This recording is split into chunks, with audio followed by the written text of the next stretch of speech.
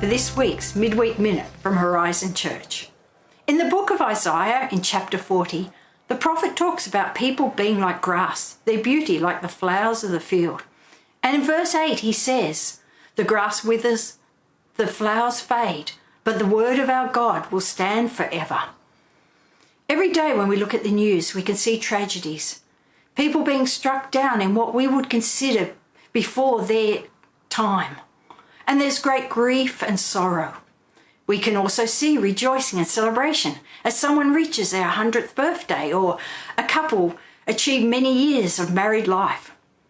And many times when this happens, I'll give you advice as to how to live a long life or how to achieve many years of marriage. Trouble is, if you look at a few different ones, the advice is often quite contradictory and you'd have trouble carrying it out. We can't tell what the future holds. Some people try to predict it, but they can't. We can make plans and carry them out or try to carry them out.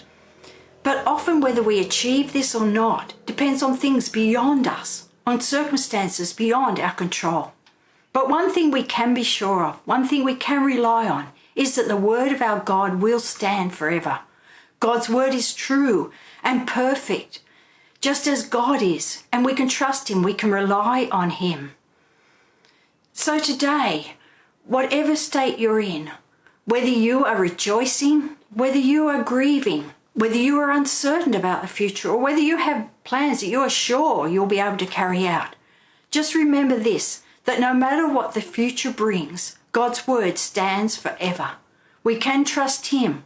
We can rely on him. So take hold of that today. And no matter what happens, no matter whether your plans are totally disrupted, no matter whether things happen that you never in 100 years thought would happen, remember that you can trust God, that his word does stand forever.